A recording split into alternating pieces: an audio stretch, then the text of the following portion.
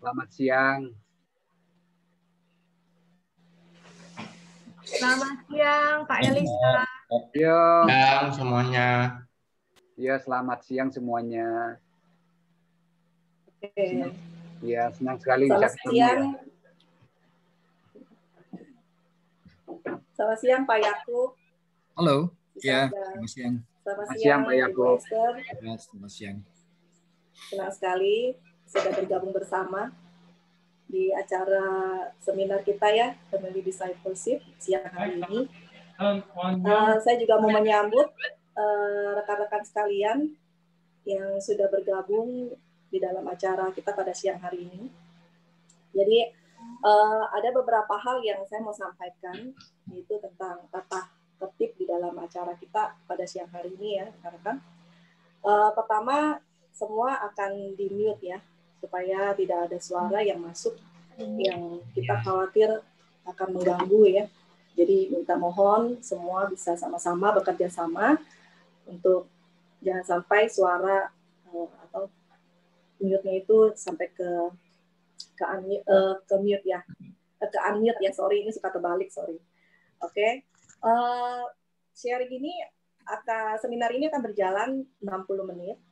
Nanti setelah itu ada 30 menit untuk tanya jawab.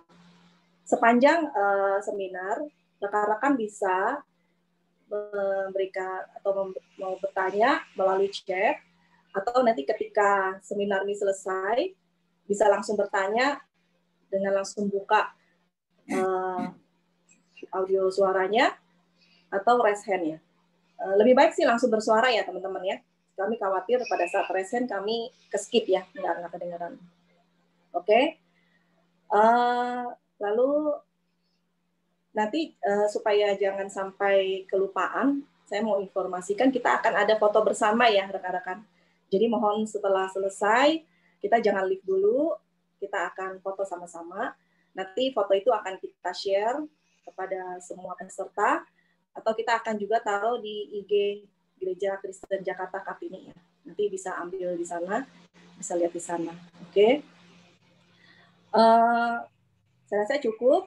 Dan saya mau menyerahkan kepada Pendeta Elisa untuk memimpin doa dalam acara seminar kita pada siang hari ini.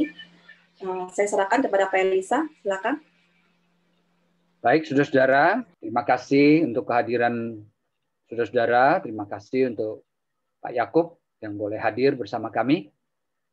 Baik, saudara-saudara, kita berdoa bersama-sama. Bapa yang baik, kami bersyukur di tengah-tengah kesibukan pelayanan, kami boleh hadir di ruangan ini untuk bersama-sama diingatkan kembali akan perjalanan hidup kami sebagai suami dan istri. Kami bersyukur diberi kesempatan untuk mendengarkan sebuah seminar yang penting di dalam hidup kami. Kami berdoa kiranya Tuhan menyertai, memberkati setiap kami, teristimewa memberkati Pak Yakub yang sudah hadir bersama kami. Tuhan berikan padanya hikmat, kekuatan sehingga boleh menyampaikan kepada kami dan mengingatkan kami apa yang Tuhan sudah rencanakan di dalam kehidupan kami. Kami serahkan waktu di depan ini, Tuhanlah yang dimuliakan. Di dalam nama Tuhan Yesus kami berdoa. Amin.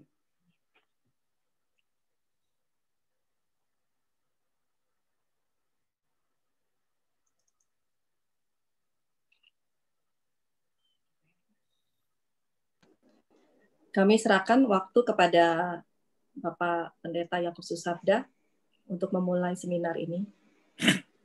Oke. Jadi saudara, terima kasih untuk kesempatan. Yang pertama tentu saja terima kasih kepada Tuhan ya. Tapi juga untuk GKJ yang mengadakan acara siang hari ini. Waktunya ngantuk ini ya. Aduh. Jadi apa memang biasa kalian itu ketemunya siang hari seperti ini ya? Oke.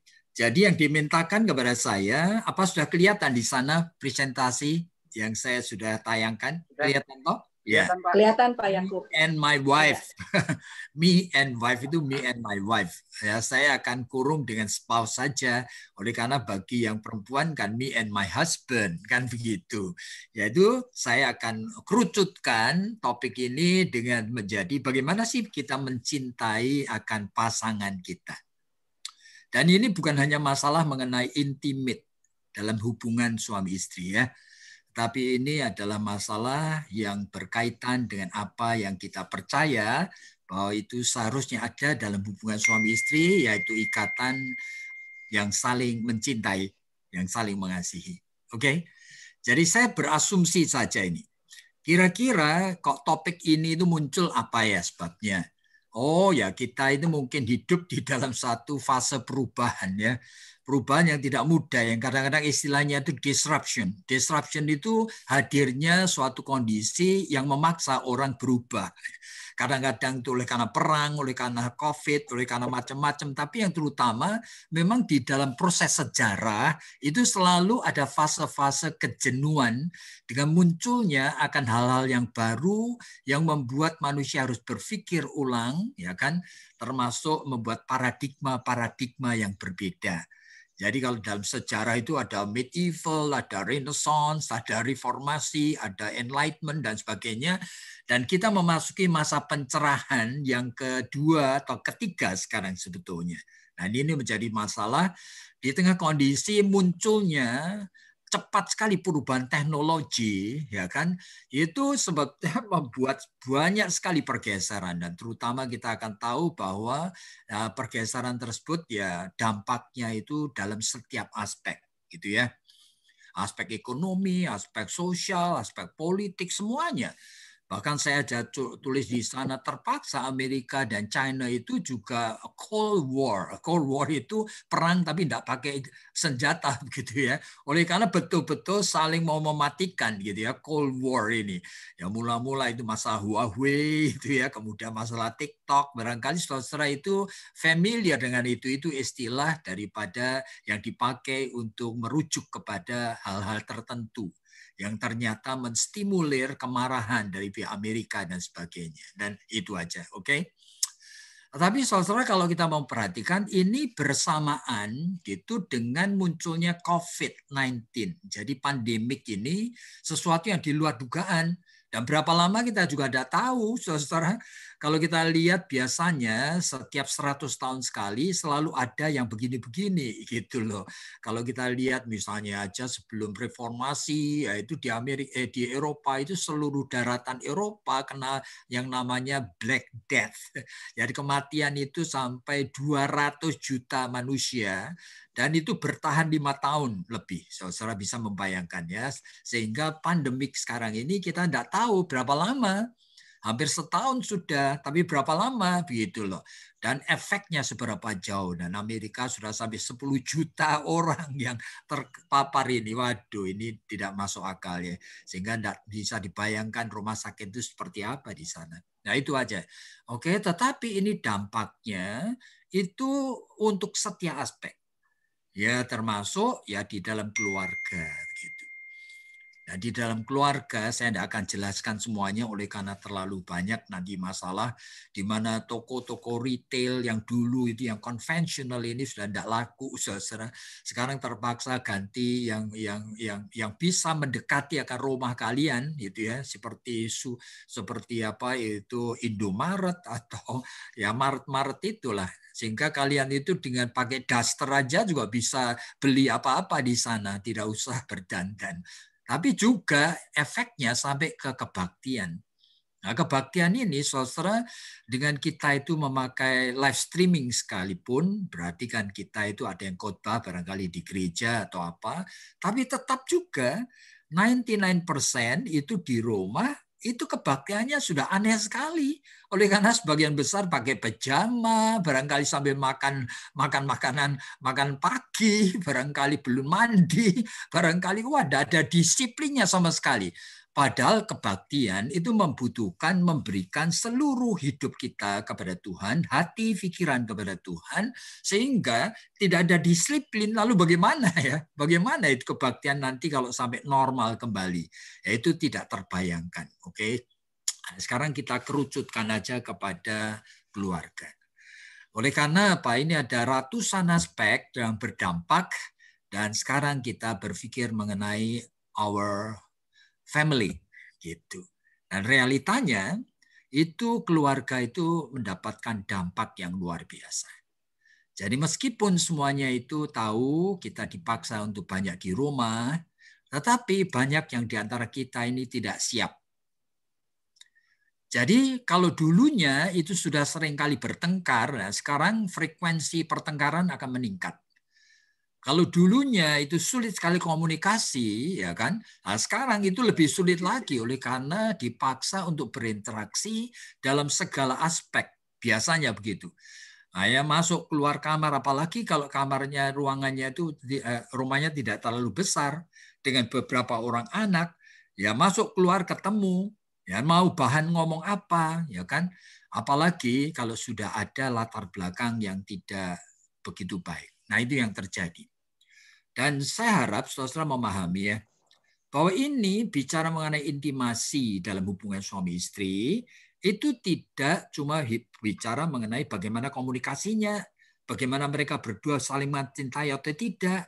Sebab manusia itu bagian daripada totalitas yang kompleks sekali. Termasuk ekonomi, ya education anak, sistem dalam rumah tangga, relationship dengan nuklir maupun dengan extended family dan sebagainya. Saya ambil aja contoh education dah gitu. Bayangin education. Ya bayangkan di dalam rumah Anda ada 2 orang anak yang masih sekolah, ya kan? Kalau saudara lihat akan video yang pernah saudara lihat itu yang diviralkan kemana-mana, seorang ibu gitu ya mengajarin anaknya oleh yang baru kelas 2 untuk menghafal Pancasila, gitu ya. Pancasila, ketuhanan yang Maha Esa, gitu aja sampai digablokin saudara. Oleh karena anak itu tidak ngerti apa itu maksudnya, sehingga ketuhanan yang Maha Bisa. Wah, goblok kamu, wah ditapukin. Oleh karena apa? Ya tidak make sense. Nah, sehingga memancing kemarahan, kejengkelan. Padahal ini hanya masalah tanda petik membantu anaknya supaya hafal Pancasila. Bayangin aja. Nah, ini saya akan hanya memberikan satu contoh yang sangat sederhana dibandingkan dengan masalah-masalah yang lain. Saya punya klien itu ratusan ya, mungkin lebih dari 10-20 yang mengeluh bahwa sekarang perusahaannya bankrupt. Saya punya klien yang dekat sekali dengan rumah kami ini, satu kali sekaligus itu 4 usahanya, 4 tokonya itu terpaksa ditutup. Bayar sewanya tidak bisa, bayar pegawainya tidak bisa, penghasilannya itu almost tidak ada. Lalu bagaimana? Sekarang usia sudah 58 tahun dan mau kerja baru itu kerja apa? Mau kerja apa sekarang? Jadi toko itu mau dijual juga tidak ada yang beli. Lalu bagaimana hidup ini? Nah, itu tegangan itu tinggi sekali, saudara. Jadi masalah ini hubungan suami istri jangan cuma dibayangkan masalah soal romantis, ya komunikasi yang tadinya saling mencintai atau enggak, tetapi manusia itu kan sebetulnya itu makhluk yang harus meresponi yang namanya precipitating factor. Nah, precipitating factor itu artinya faktor pencetus yang berasal dari luar dirinya maupun yang dari dalam. Yang dari dalam itu moodnya lagi tidak enak, ya kan? Lagi masuk angin, lagi pikirannya terus kepada soal uang yang tidak datang-datang. Lalu bagaimana? Nah, inilah. Jadi ini adalah realita yang ada. Dan masing-masing kita sadar tidak semua dari kita itu ready, tidak semua dari kita punya modal yang cukup untuk menghadapinya. Tidak semua dari kita itu bisa tenang, tidak semua dari kita bisa kerjasama suami istri untuk menghandle baik anak-anak, ekonomi, finansial, apa saja. Tidak semua. Nah, yang menjadi masalah justru sebagian besar. Jadi sebagian besar dari orang itu sebetulnya modalnya itu kurang. Oleh karena apa? Oleh karena sebetulnya banyak manusia itu tidak terlatih dari keluarganya untuk bagaimana sebetulnya itu membangun kedekatan secara personal setelah menikah. Nah, itu persoalannya. Jadi ini sehingga akibatnya itu dalam keluarga ya kira-kira 6-70% lah suami istri itu sebetulnya diwarnai dengan pertengkaran-pertengkaran. Ya kalau sebelum ada COVID ya barangkali itu masih pergi kerja, itu artinya masih punya tempat lari, tempat untuk apa? Menghindar. Nanti pulang ya tinggal ngantuk, alasannya ngantuk, ya kan tinggal nonton TV tidur, besok pergi lagi. Tapi kalau sekarang seringkali tidak bisa begitu. Terpaksa di rumah, seringkali ketemu. Lah ini masalahnya di sana. Oke, jadi ini introduksinya. Sehingga saudara, bagaimana dengan kita ini ya? Kita, how about us? Jadi kita ini orang-orang Kristen, itu yang mengaku kita percaya kepada Tuhan Yesus, kita sudah diselamatkan, dan hidup kita itu seharusnya sudah diperbarui. Ya. Tetapi realitanya banyak aspek dalam hidup yang kita bangun sendiri. Misalnya aja alasan menikah dari saudara-saudara, kalau ingat dulu, tempo dulu, berapa tahun yang lalu ketika saudara itu pacaran kemudian menikah dengan yang sekarang menjadi suami atau istrimu, alasan pernikahan itu sendiri, barangkali sebagian besar dari kita tidak Kristiani. Jadi banyak orang menikah menurut Norman Wright, itu seorang ahli dari pernikahan yang mengatakan ya pernikahan rata-rata oleh karena apa? Ya pertama ya oleh karena kebutuhan akan kebutuhan seksual barangkali. Nah daripada berbuat yang tidak baik ya lebih baik menikah. Nah sehingga kadang-kadang itu untuk mencegah supaya tidak jatuh kepada perzinahan, itu tidak menjadi alasan untuk mencari jodoh cepat-cepat. Tapi realitanya kan begitu. Nah sementara baru menikah usia 1-2 tahun, oleh karena seksualnya masih aktif sekali, itu seringkali hal-hal yang lain itu terlupakan. Tapi sebetulnya mereka baru realize bahwa sebetulnya antara mereka barangkali belum saling mengenal. Ya, apalagi kalau menikah menurut Norman Wright ya oleh karena social pressure. Social pressure itu oleh karena tekanan sosial. Orang tua yang terus nanya-nanya, mana pacarmu? Kapan kamu menikah? Nah, teman-teman juga ngomong, kamu kan sudah 28 tahun, 30 tahun, kok kamu enggak pacaran kenapa? Nah, dijodoh-jodohkan, didorong-dorong. Nah, begitulah. Ya, akhirnya menikah. Nah, sebetulnya begitu banyak alasan pernikahan yang tidak Kristiani. Oleh karena apa? Sebetulnya pertama juga menikah belum dengan orang yang betul-betul itu seiman dan belum sepadan. Plus ya sebetulnya asal chemistry-nya ada aja. Ya berarti pertimbangannya cuma dorongan-dorongan insting. Nah itu berbahaya sekali. Nah sehingga akibatnya sekarang menghadapi akan tekanan dengan stres yang cukup banyak orang yang tidak siap. Ini aja. Dan yang kedua, kondisi kepribadian kita yang nanti kita bicarakan dengan istilah life structure. Ini termasuk sebetulnya stages atau tahapan di dalam iman kita.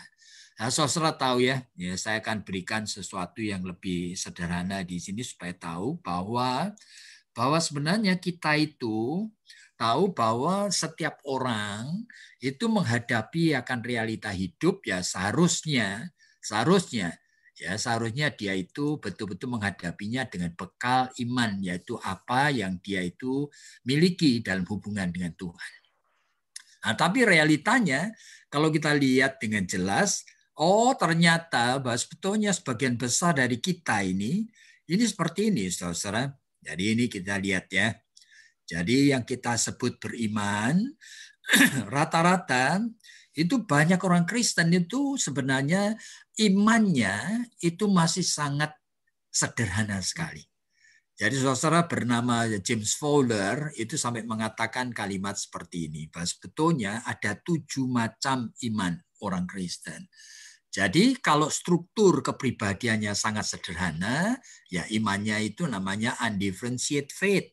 Kalau undifferentiated faith itu artinya kalau dia ke gereja, dia tidak ngerti untuk apa dia ke gereja. Bahkan percaya kepada Tuhan juga tidak ngerti untuk apa percaya kepada Tuhan. Tapi realitanya dia tiap minggu datang gereja. Padahal kalau datang gereja, kemudian dia itu tidur di gereja atau main HP terus di gereja. Nah ini namanya undifferentiated faith. Bagaimana bisa dia itu punya modal menghadapi stres dalam hidup ini? Jikalau realitanya seperti ini.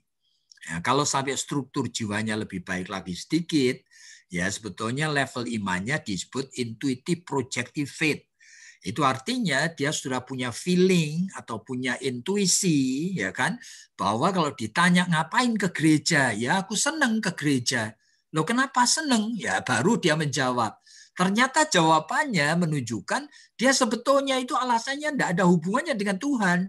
Ya aku senang ke gereja karena teman-temanku ke gereja. Nah, aku senang ke gereja oleh karena apa?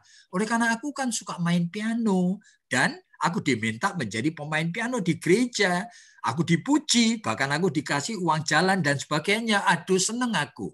Nah, senangnya tidak ada hubungannya dengan Tuhan, tapi dia senang ke gereja. Saudara bisa membayangkan, orang intuitif projektif ini bahkan kalau dengarkan khotbah pun barangkali tidak tertarik. Dan dia tidak pernah baca Alkitab, saudara. Jadi bayangin ya, orang dengan level iman seperti ini, kalau menghadapi stresor dalam hidup ini, bagaimana? Apa kehadiran Tuhan dan pertolongannya dirasakan? Kan sulit sekali. Nah, kalau struktur jiwanya lebih baik lagi dikit, namanya mythical literal faith.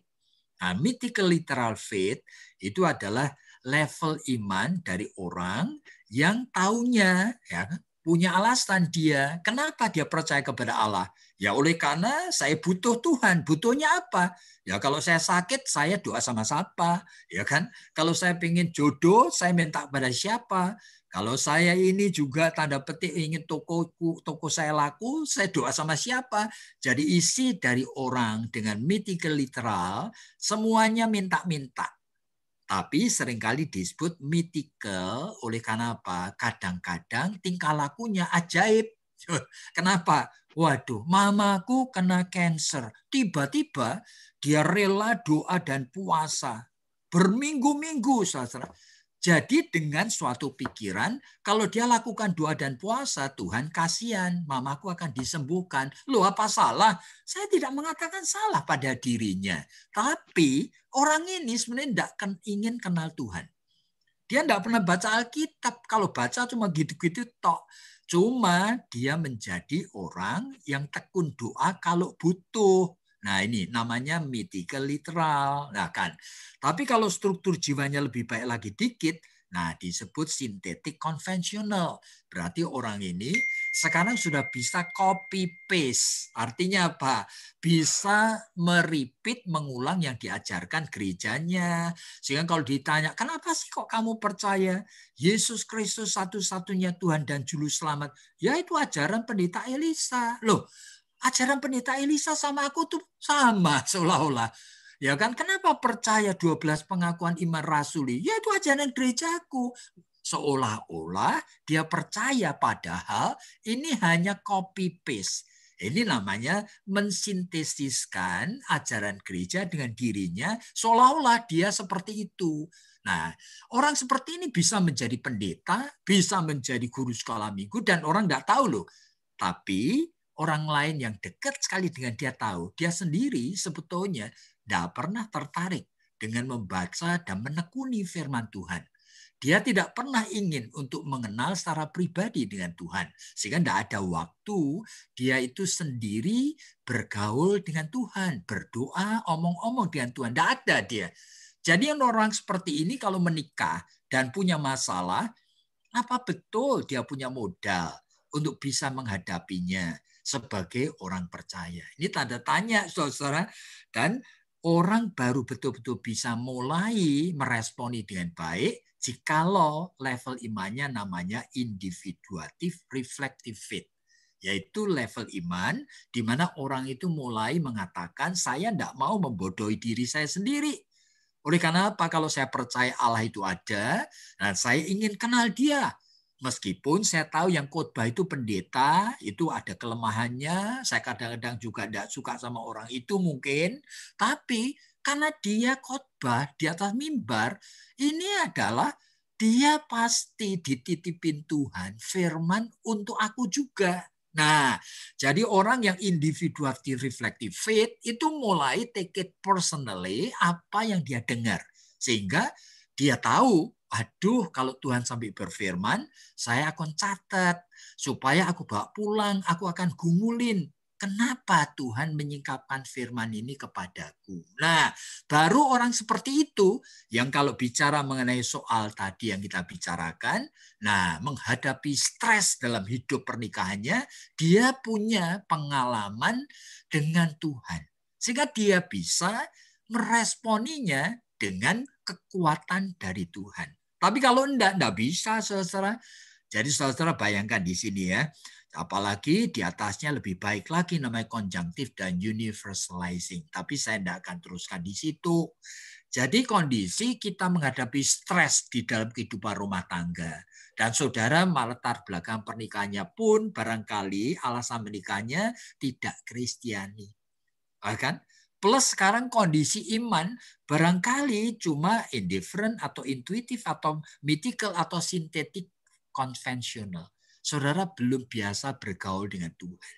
Jadi bisa dibayangkan seperti apa saudara menghadapi stres dalam kehidupan ini.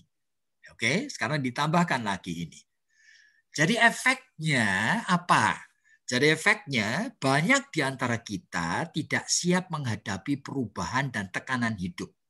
Sehingga tidak mampu meresponi tantangan yang sulit dalam hidup ini. Ya, tantangan finansial, tantangan kesehatan, tantangan macam-macam pendidikan anak dan sebagainya, itu tidak siap, saudara.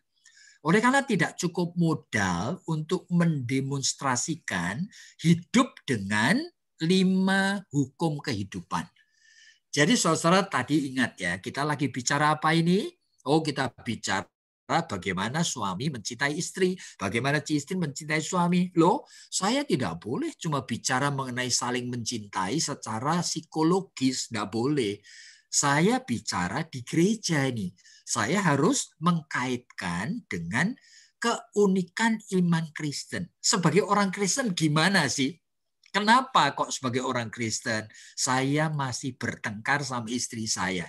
Bahkan kalau bertengkar, saya itu tidak ragu-ragu melukai dia dengan kata-kata yang sampai membuat dia itu sakit hati. Misalnya, saya tidak ragu-ragu mengungkit-ungkit hal yang bakal membuat dia itu bukan cuma marah, tapi bisa luka hatinya dan dendam kepada saya. Kenapa bisa begitu? Nah, tadi sudah dibicarakan, ya kan? Beberapa alasan.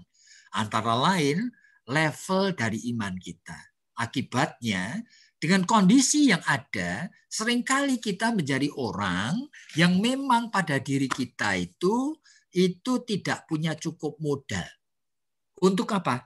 Untuk memenuhi 5 hukum kehidupan yang kita perlukan dalam suami istri. Nah, hukum kehidupan dalam suami istri itu mesti memenuhi 5 hukum ini. Yang pertama, hukum kewajaran hidup. Itu artinya apa? Mau jadi suami, mau jadi istri, ya hidupnya mesti wajar aja. Kalau seorang suami ternyata tidak kerja, nganggur, hidupnya tergantung daripada istrinya yang kerja, ya pasti tidak wajar. Gitu aja. Dia tidak wajar. Oleh karena dia tidak sakit dan dia tidak cacat, kenapa dia nganggur? Ini persoalannya. Atau seorang istri sudah mau punya anak, ya kan? Tetapi dia tidak pernah merawat anaknya, dia tidak pernah mendidik anaknya, dia tidak pernah ada waktu untuk anaknya. Dan dia sendiri, tanda petik, terus kerja saja. Saya tidak mengatakan tidak boleh kerja loh. Tapi berani menjadi seorang ibu, dia ya wajarnya ya harus mempunyai hati yang belajar mencintai anak-anaknya dan memberikan waktu khusus untuk anaknya. Supaya apa? Supaya melalui dia anaknya belajar mengembangkan emosi secara sehat, ya kan? Bisa berinteraksi dengan orang secara wajar, kan begitu. Jadi namanya ini hukum kewajaran hidup. Tapi hukum yang kedua, hukum hati nurani. Hukum hati nurani itu apa? Kalau orang Tionghoa kan mengatakan liang sim itu. Apa itu sebetulnya? Itu merupakan sesuatu yang luar biasa pentingnya oleh karena hati maupun hati nurani manusia itu sebetulnya tidak ada bendanya, saudara. Jadi kalau disebut hati itu tidak sama dengan jantung, tidak sama-sama lever, tidak sama. Hati meskipun dalam bahasa aslinya namanya kardia, meskipun demikian seorang yang dinamakan ahli jantung kan namanya kardiolog, ya kan? Tetapi hati itu tidak sama dengan jantung, saudara. Hati itu di internal condition, kondisi batiniah di dalam manusia. Jadi hati manusia yang kardia itu tidak ada bendanya, aneh sekali. Tetapi sumber dari kesadaran batin. Nah, kalau hati manusia ini kemudian dapat anugerah umum dari Tuhan yang namanya common grace, hati manusia itu menjadi hati nurani. Sehingga orang non-Kristen pun, di luar Kristus pun, itu bisa menjadi orang baik. Oleh karena apa? Dia punya hati nurani. Yaitu hati yang sudah dapat anugerah umum dari Tuhan. Sehingga dia bisa mencintai orang tua, ya bisa kasihan kepada orang yang susah, yang bisa mengulurkan tangan kepada yang sedang bermasalah. Iya, oleh karena apa? Dia mempunyai hati nurani. Jadi hati kalau sudah mendapatkan anugerah umum, namanya tidak kardia lagi, tapi namanya menjadi suneidesis. Nah, sekarang bagi orang Kristen beda. Nah, orang Kristen, hati nurani yang namanya suneidesis bukan cuma mendapat anugerah umum dari Tuhan, tapi anugerah khusus. Itu ada dalam Ibrani pasal 7 yang mengatakan dengan jelas sekali bahwa hati nurani orang percaya disucikan dengan darah Kristus. Jadi saudara bayangkan, jadi kalau sekarang mau menjadi suami istri, ini hati nurani itu dengan tanda petik anugerah umum aja sebetulnya sudah baik sekali. Makanya kita kenal ada banyak sekali suami istri yang baik sekali seperti suami istri Habibie dan Ainun. Wah, itu hati nuraninya baik sekali.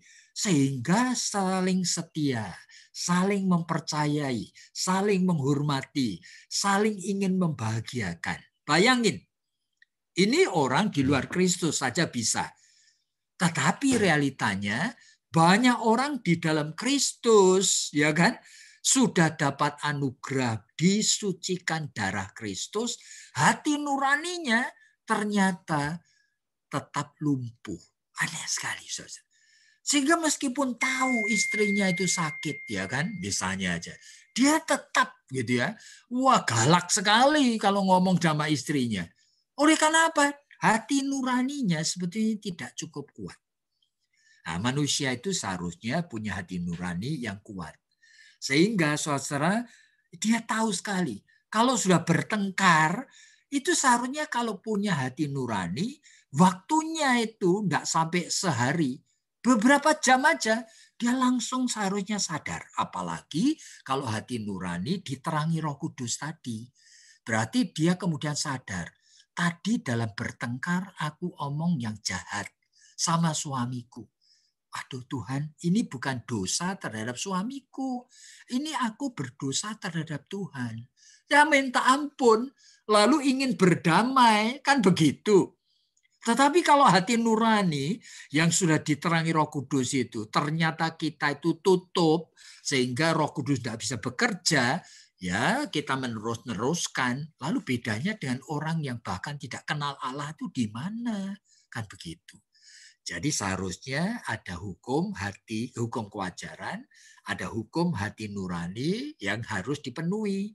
Lalu suami istri itu harus mempunyai juga pemenuhan hukum kedewasaan. Hukum kedewasaan itu artinya apa? Ya kita lihat aja dalam Kejadian pasal 2. Itu artinya apa? Orang yang menikah, dia harus apa? Meninggalkan kedua orang tuanya. Berarti apa? Bukan membenci, bukan mengabaikan orang tua, tapi artinya dia siap mandiri. Dia siap menjadi orang dewasa. Nah, hukum dewasa itu kalau kita lihat Stephen Covey misalnya, itu sampai mengatakan toh bedanya orang tidak dewasa dengan yang dewasa itu di mana? Orang yang tidak dewasa itu apa? Ya dependen, tergantung orang lain. Lalu tidak kreatif, lalu tidak berinovatif. Nah, itu yang tidak dewasa. Tidak bisa mandiri. Tapi orang yang dewasa ditandai dengan independensi. Bisa ngatur diri sendiri. yang bisa self-support. Dia kreatif, dia berinovatif, dia bisa kerja, dia bisa punya akal untuk merencana bagaimana supaya anak-anakku itu jadi manusia yang berguna. Iya, lalu dia equipping dirinya, itu orang dewasa. Bahkan Stephen Covey itu mengatakan, ya kan, orang yang sungguh-sungguh dewasa, bahkan lebih dari itu, yaitu setelah dia menjadi orang yang independen, kreatif, inovatif, dia masih sadar, saya manusia, saya membutuhkan suami atau istri. Kenapa? Saya tidak bisa hidup sendiri. Saya sengaja membuat budaya mutual dependency, artinya budaya saling ketergantungan sama istriku. Saya mau ditegur istriku, saya mau dimarahin istriku. Sebaliknya, istri juga begitu. Aku mau ditegur, dimarahin suamiku. Karena apa? Aku juga manusia biasa. Seringkali bisa berbuat kesalahan. Nah, jadi ini hukum kedewasaan. Jadi kalau mau jadi suami istri, tetapi tidak memenuhi hukum kedewasaan, lalu gimana, saudara? Jadi hukum kedewasaan itu harus ada untuk menghadapi stres, tekanan-tekanan dalam hidup ini. Yang keempat, hukum kesehatan jiwa. Jadi orang mau menikah, tidak boleh orang yang sakit jiwa, saudara. Kalau orang sakit jiwa itu di dalam DSM itu Diagnostic Statistical Manual. Itu adalah buku pegangan untuk tahu jenis-jenis penyakit jiwa, psychoabnormality namanya. Waduh, ada ratusan macam, saudara. Dan anehnya, sebagian besar itu sebetulnya tidak perlu masuk rumah sakit jiwa. Oleh karena ini jenis-jenis penyakit jiwa ini seringkali itu orang yang punya jenis seperti itu masih bisa kerja, masih bisa bersosialisasi, masih hidup wajar seperti orang lain. Cuma, kadang-kadang tingkah lakunya itu tanda petik tidak bisa mengontrol dirinya. Sehingga kadang-kadang sangat merugikan. Iya, ada orang-orang begitu baik, tapi pikirannya begitu salah sedikit ingin bunuh orang. Waduh, ini artinya dia ada gejala, ya kan, psikopatiknya. Gitu ya. Ada gejala antisosialnya. Waduh, berbahaya. Jadi saudara, ini orang masih bisa menikah, dan masih juga bisa punya anak-anak, masih bisa kerja, tapi kalau sampai dia itu tersinggung, terlukai hatinya, ternyata pikirannya seperti itu. Gimana? Bahkan ada yang lebih dikit di bawahnya, ya kan, lumayan. Meskipun lumayan, berbahaya, saudara. Jenis neurotik misalnya. Neurotik itu ada 3 macam, tapi itu Karen Horney itu mengatakan kalimat seperti ini, ada yang moving against other. Ketemu orang itu orang ngomong apa, bahkan dia bisa pakai majelis gereja atau hamba Tuhan. Di dalam rapat majelis, maunya itu kalau orang ngomong, dia bantah, dia attack, ya kan? Dia salah-salahin, begitu loh. Jadi ini orang yang ada tanda petik, ada neurotiknya. Nggak seneng kalau orang itu ngomong benar itu. Terus mau diserang, saudara. Nah, bagaimana kita? Dan ini di rumah juga begitu. Apa saja salah suami, kecil aja. Waduh, dia omongannya sudah melukai. Apa saja salah istrinya, kecil aja. Barangkali cuma lupa dia, ya kan? Naruh piring itu tidak pada tempatnya, pada piring kotor. Mestinya di dapur, masih ditaruh di meja. Itu aja suami bisa ngomongnya sampai seperti musuhan, saudara. Nah, itu ada gejala neurotiknya. Hati-hati, saudara. Padahal kalau bicara DSM, ini ratusan macam. Ini misalnya tipe personality disorder aja. Waduh, ada macam-macam, saudara. Ada yang tipe paranoid, ada obsesif kompulsif, macam-macam, saudara. Itu tingkah lakunya, saudara. Kadang-kadang tidak masuk akal. Seperti orang obsesif kompulsif itu. Selalu ada dorongan dari dalam dirinya untuk melakukan sesuatu. Dan bentuknya ritus-ritus. Tidak ada apa-apa cuci tangan. Kan begitu. Kadang-kadang dia itu kalau pergi keluar kota mau, misalnya aja. Mau nginep di hotel aja mesti bawa anduk sendiri, bawa sarung bantal sendiri. Ya, bawa itu disinfektan. Barangkali handle-nya dari pintu, dari lemari semuanya disemprotin. Meskipun dulu belum ada COVID, saudara. Tapi ya begitu. Oleh karena apa? Selalu ada dorongan sesuatu, ya kan, untuk melakukan sesuatu. Tidak ada apa-apa, dia ngitung uang, ya begitu. Ya, orang tipe seperti ini.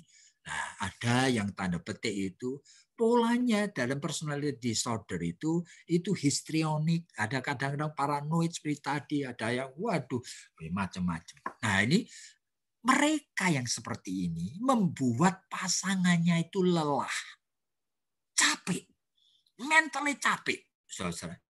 Bagaimana sekarang belum ada stresor, artinya tekanan dari luar keluarga. Tapi hubungan suami istri kalau menikah dengan orang, apalagi yang non-psychotic disorder, kebiasaannya suka apa? Wah, terus pegang uang tidak bisa, selalu mau apa? Mau judi. Lalu ada yang terus-menerus apa? Kerjaannya selalu cari alkohol, minum sampai mabuk-mabukan. Nah, bayangin. Ada yang terus pikirannya seks terus. Waduh, bukan cuma lihat gambar porno, film porno, tapi malah saudara. Gimana? Ada yang pakai narkoba.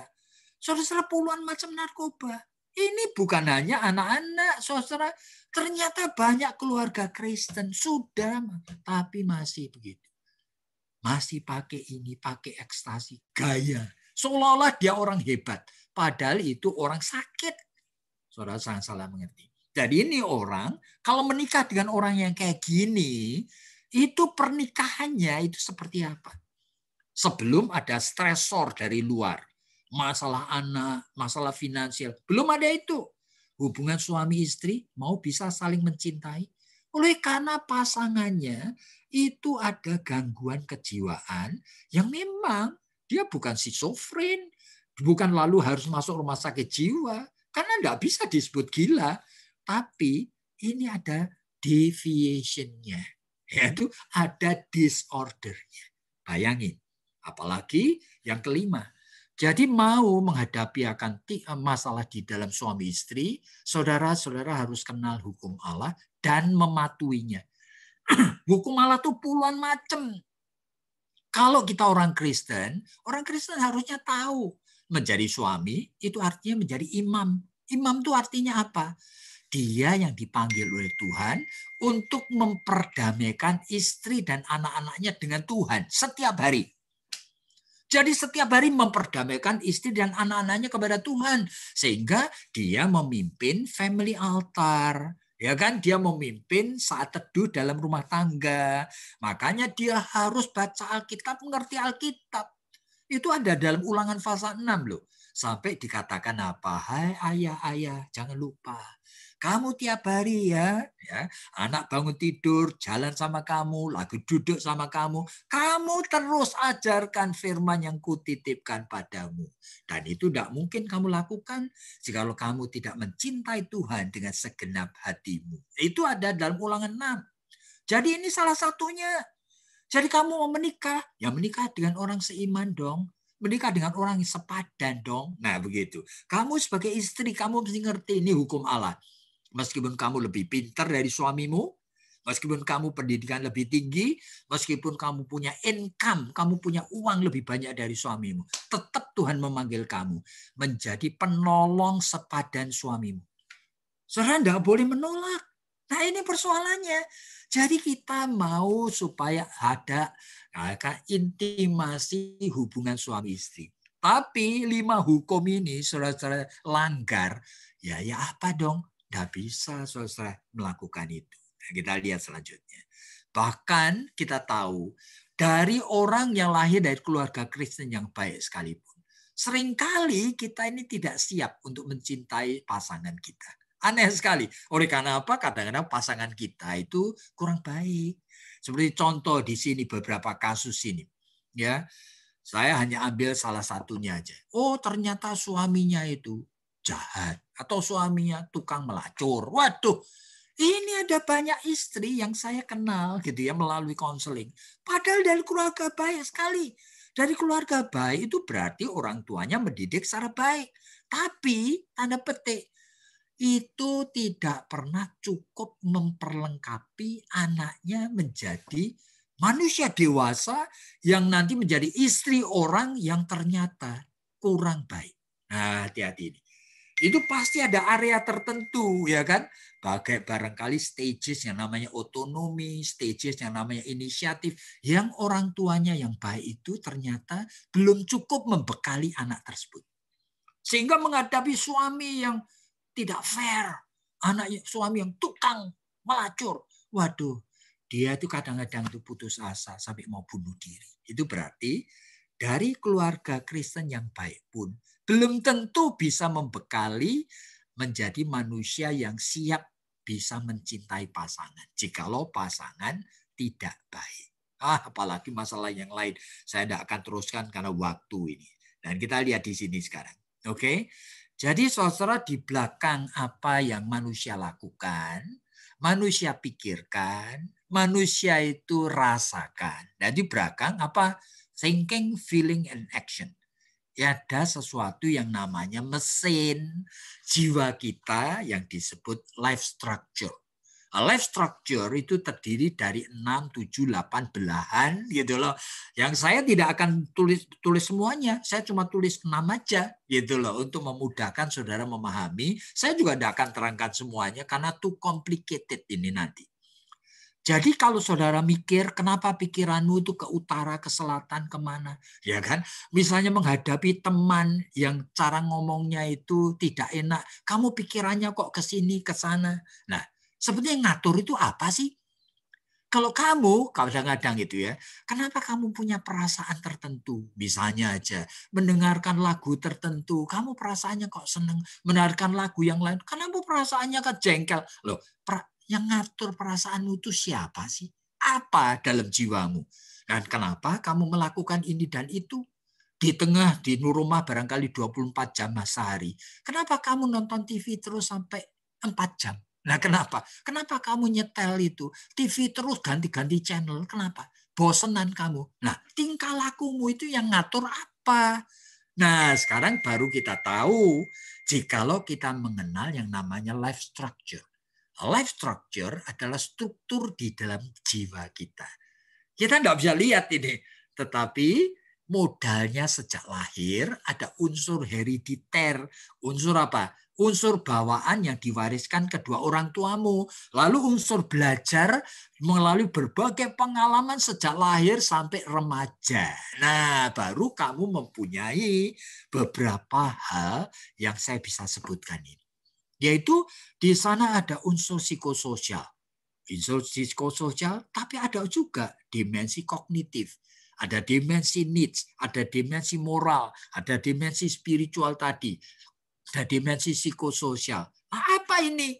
Loh, saudara, setiap kita melalui pengalaman hidup, ternyata dimensi tersebut kadang-kadang ada tahapannya yang mandek. Seperti psikososial. Ini psikososial saya gambarkan di sini sederhana aja. Ini ya, ini psikososial. Oke. Nah, saudara lihat di sini. Ini psikososial ini merupakan teori dari orang yang namanya Erikson, psikososial. Psikososial developmental stages. Itu artinya apa? Itu adalah bekal yang diberikan melalui pengalaman dengan orang yang mengasuh kamu sejak lahir. Bekalnya supaya kamu itu bisa meresponi realita hidup di luar dirimu. Itu namanya psikososial. Jadi itu mulai pada usia 0 sampai 2 tahun. 0 sampai 2 tahun. Masih kecil banget. Ya kamu harus mendapat bekal yang namanya trust. Trust itu percaya. Itu artinya percaya itu apa? Loh, kalau kamu itu punya orang tua saling mencintai, dan kemudian kedua orang tuamu pada masa kamu masih kecil tadi, itu mencintai kamu, dan cintanya itu kamu nikmati, kamu rasakan, kamu punya trust. Tapi kalau kamu itu ternyata lahir dibesarkan dan keluarga yang banyak bertengkar, waduh, bukan cuma bertengkar sembarangan, omongannya kotor, waduh, udah karu-karuan, banting ini, banting itu, mecahin ini, mecahin itu. Lalu mungkin juga memperlakukan tidak baik sama kamu. Bayangin ya, bayi yang usianya baru 2 bulan. Waduh, bangun pagi jam 2:30 ngompol. Mamanya terganggu. bangun marah sekali mamanya, setengah dibanting bayi itu kan, dibuka popoknya dengan keras sekali, kasar sekali, diganti, ya dikasih air minum, susunya juga kasar sekali. Nah, sejak itu anak itu mempunyai reaksi. Jiwanya kemudian punya yang namanya mistrust, yaitu aku tidak bisa percaya manusia. Oleh karena manusia yang pertama hadir dalam diriku, yaitu mamahku. Itu kalau hadir aku tidak senang. Karena apa? Suaranya itu tidak enak, ya kan? Pegangannya tidak enak, ya kan? Kalau menggendong aku juga aku tidak enak, aku takut. Nah, inilah ini yang namanya pengalaman yang harus diberikan oleh kedua orang tuanya. Jadi kalau kedua orang tuanya baik, maka anak itu punya trust. Kalau punya trust, sepanjang umur hidupnya dia selalu mempunyai pengharapan, hope. Berarti meskipun suami meninggal dunia atau suami kena tabrakan kemudian stroke, kemudian patah kakinya tidak bisa kerja, dia tidak pernah putus asa. Dia selalu punya pengharapan sehingga dia tidak pernah patah semangat. Oleh karena apa? Dia punya modal dari lahir trust. Nah, kalau sampai sekarang usia 2-3 tahun, sekarang modalnya sudah lain. 2-3 tahun sekarang yang dibutuhkan adalah sense of autonomy. Itu artinya dia sudah bisa jalan, dia bisa ke sana kemari, pegang ini, pegang itu, main ini, main itu. Dia bisa masuk sendiri ke kamar mandi, dia bisa masuk sendiri ke dapur, pegang pisau, pegang apa, pegang apa. Nah, ini artinya seorang anak sedang discovering, sedang mengenal dan ingin berkenalan dengan dunianya, yaitu exploring dunianya. Nah, ini seharusnya orang tua memberikan izin sehingga membawa anak itu kemana-mana. Usia 2-3 tahun itu bisa dibawa ke mall, melihat banyak sekali, ya kan, toko-toko yang bagus-bagus, macam-macam orang lewat lalu lalang, makanan macam-macam, bahkan dibawa ke kebun binatang supaya lihat macam-macam binatang. Nah, ini sense of autonomy akan berkembang. Dan anak seperti ini yang sudah mulai berkenalan dan dunia, itu sepanjang umurnya, umur hidupnya, terus akan punya will. Selalu punya kemauan.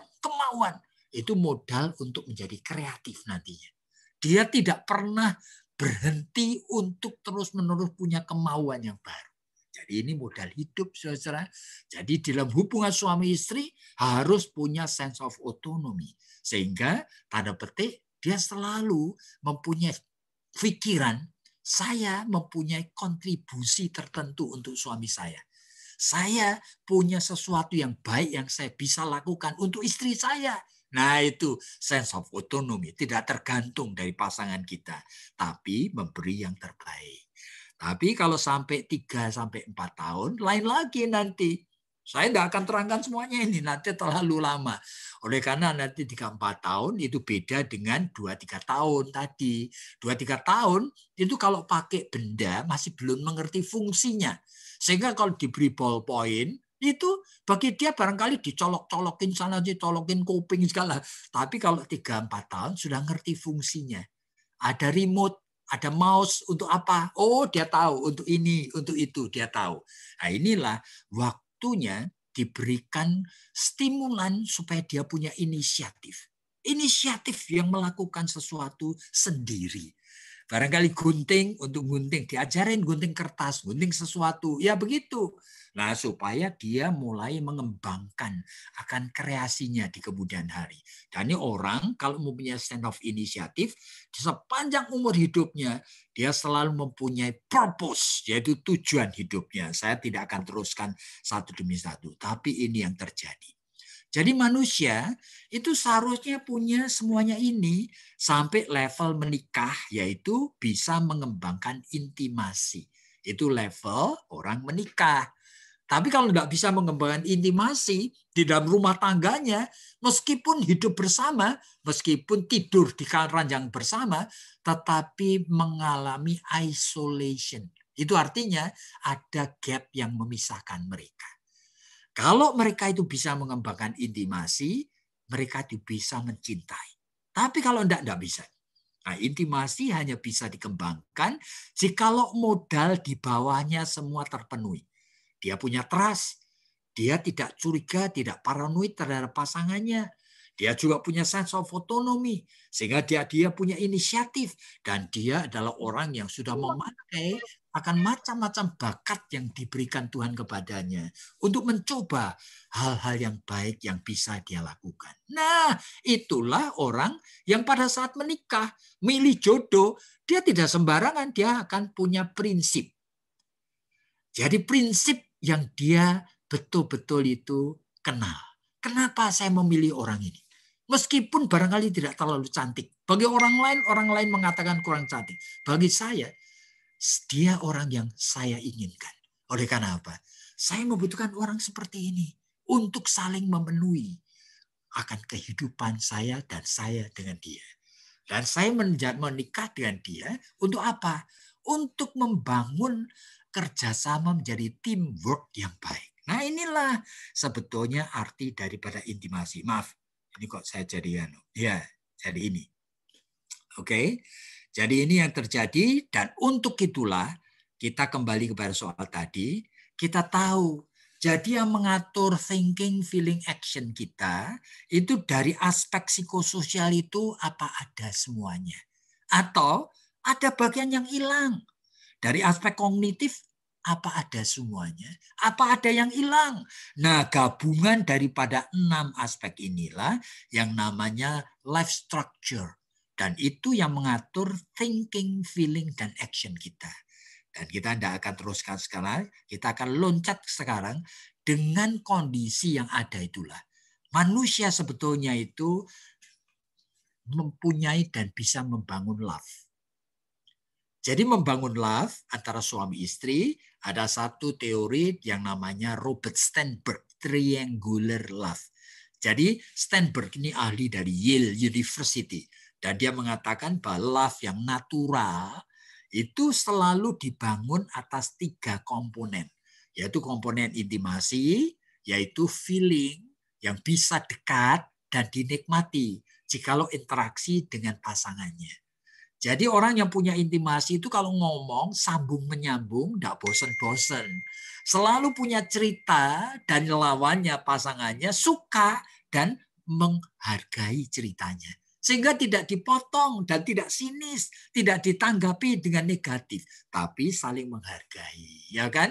Tetapi juga love yang sejati ada passion. Passion itu ada kaitannya dengan keinginan untuk menikmati. Berarti engkau, ya kan, sebagai istriku, aku akan menikmati engkau. Berarti ada kaitannya dengan seksualitas. Begitu juga istri terhadap suaminya. Jadi ini ada passion, harus ada. Tetapi juga ada unsur rasional yang namanya decision commitment. Yaitu unsur untuk apa? Pertimbangan. Supaya ngapain? Ya, kalau saya mau menikah dengan dia, untungnya apa? Ruginya apa? Untungnya apa? Ruginya apa? Lebih banyak untungnya, mau aku. Nah, itu namanya decision commitment. Dan unsur ini, pertimbangan ini bergerak-gerak. Sehingga setelah menikah, kadang-kadang 3-tiganya ada tapi tidak nyambung. Namanya schizophrenic love.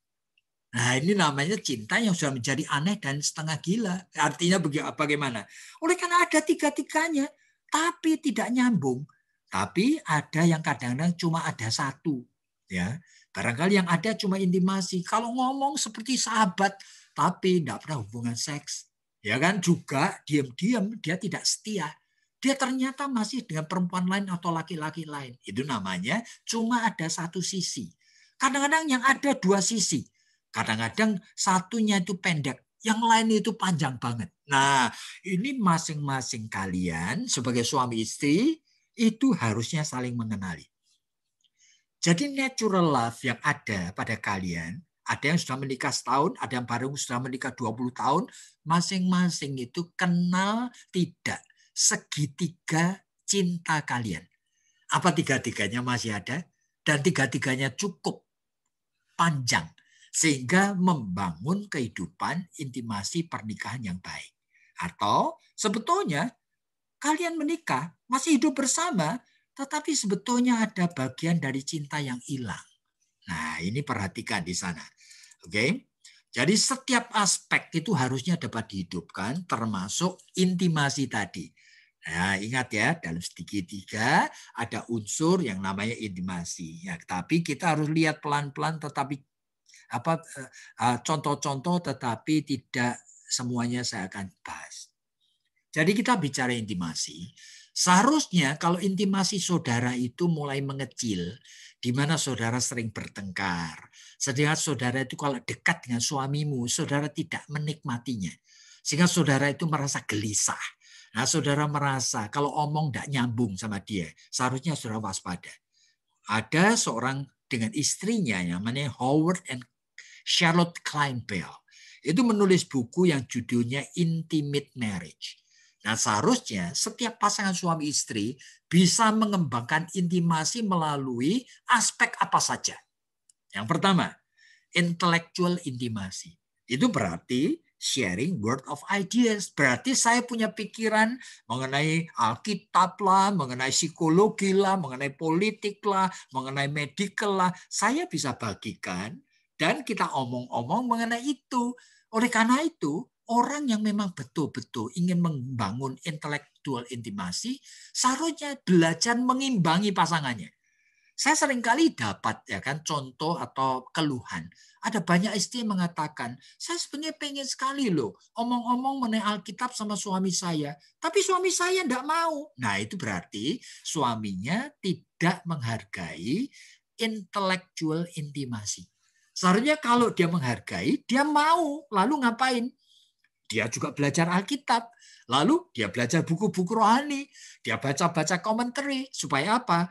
Dia bisa dengan istrinya berbicara mengenai masalah pikiran-pikirannya tentang Alkitab. Nah, inilah. Jadi intimasi yang distimulate growth of individual through health argument and mutual sharing. Jadi di dalam membangun intimasi seperti ini, suami istri nanti bisa berbeda pendapat, tidak apa-apa. Tapi orang yang sama-sama dewasa itu kemudian merasa bahwa sebetulnya justru perbedaan pendapat itu menstimulit atau mendorong pertumbuhan. Jadi Oliver Wendell Holmes itu pernah mengatakan, a man's mind stretched by new idea never go back to its original dimension. Itu artinya pikiran manusia itu satu kali mikir itu seperti karet yang ditarik dan tidak pernah kembali. Tapi iya, jadi satu kali ditarik tidak pernah kembali. Oleh karena apa? Satu kali kamu mikir sesuatu, kamu sudah tambah pinter dari sebelumnya. Jadi kamu sebetulnya tidak pernah rugi jikalau mau mengembangkan intimasi melalui intelektual. Ini orang kalau mau menjadi suami istri Kristen harus mengembangkan intimasi melalui intelektual. Minimal melalui bahan Alkitab, buku rohani, hama psikologi, pendidikan anak. Nah, supaya dua orang itu bisa ya kan, ya omong-omong dan saling kemudian itu melengkapi. Nah, dari sanalah mereka berdua nanti akan menjadi orang yang dipakai Tuhan dengan luar biasa. Jadi intimasi bisa dikembangkan melalui estetik intimasi. Yaitu apa? Intimasi suami istri yang dikembangkan melalui sharing experience of beauty. Yaitu artinya, wah pada saat liburan kemarin, kemana? Ke Bali. Ngapain ke Bali? Duduk di pantai. Lalu ngapain? Waktu melihat matahari terbenam atau terbit, melihat ombak laut, wah mereka berdua itu menikmati bersama. Itu artinya, kamu seharusnya menghargai jika suamimu senang lihat laut.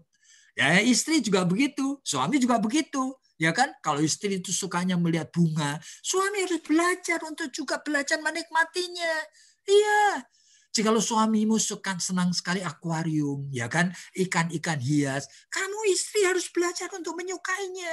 Sehingga apa? Sehingga ada estetik intimasi, yaitu kedekatan hati, perasaan suami istri yang menyatu oleh karena hal-hal yang indah.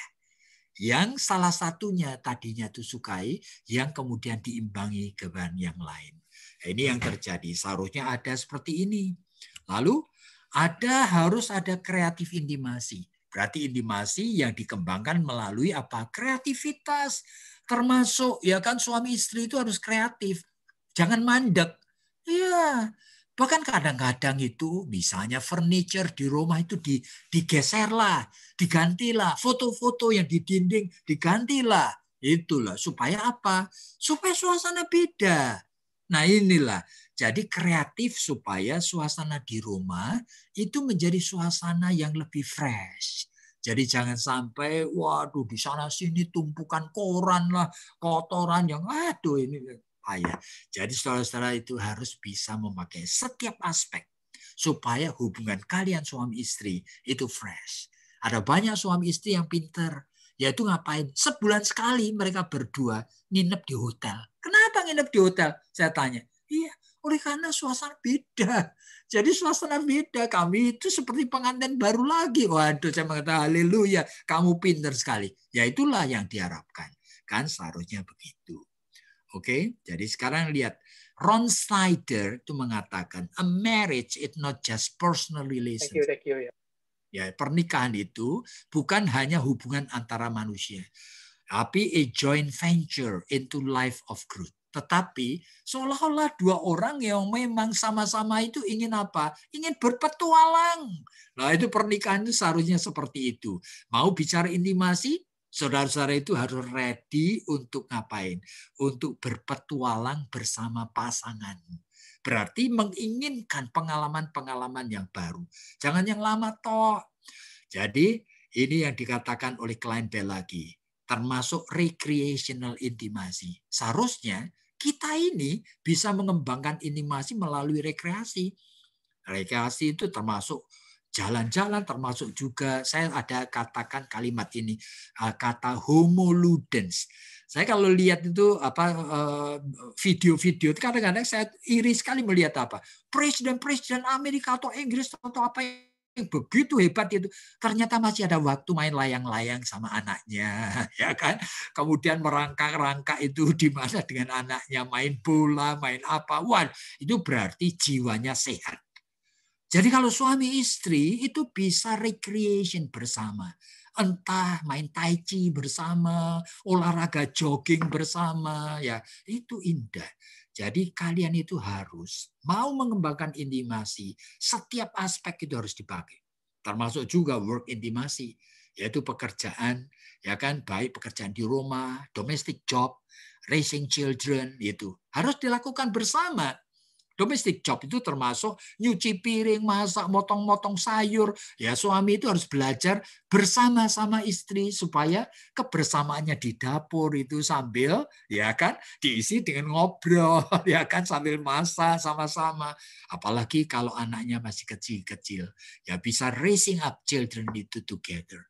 Luar biasa kalau kita mau pakai. Bahkan Klein Bell mengatakan mestinya juga kita peka.